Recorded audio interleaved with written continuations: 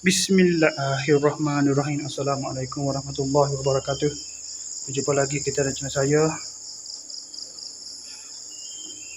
Hari ini hari Rabu 3 Jun 2026 Masehi bersama dengan 17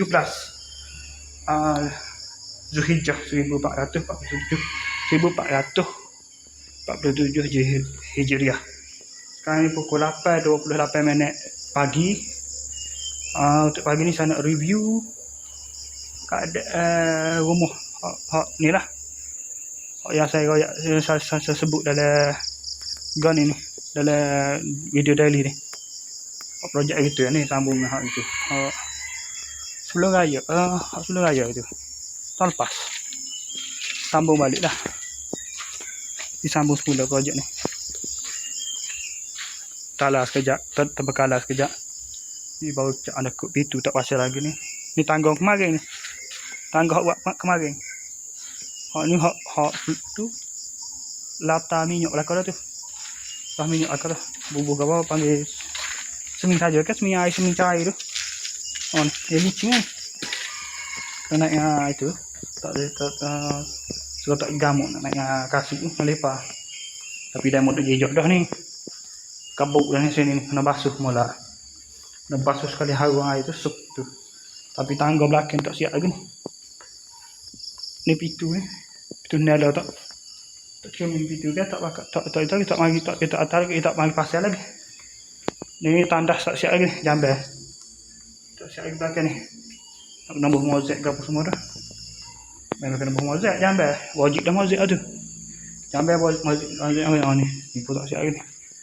Lah sini tak pintu, nak pasang pintu, nak ukur pintu mula ke apa semua ni. Tu wiring tu atas ni. Bahagian wiring tu atas ni. Oh, tu pipe PVC putih saja dah tu. Wiring tu. Oh tu, letak kalah tu. Okay, ni pintu ni. Pintu ada 5 dah. 5 lah pintu. Oh, kopus ni belakang dah. Hak 2 daun pun ada dah ni. Hak 2 daun. Hak so bilik-bilik ni. Untuk pintu bilik 1, 2, 3. Lepas tu pintu utama 2 daun. Lepas tu pintu jambel suku pula. Pintu jambel. Nampak lah sekali pintu dapur. Hak pintu single pintu ni. Hak double pintu utama depan. Pintu dapur 1. Pintu bilik ada 3. Jadi 4 situ. Jadi naik semua.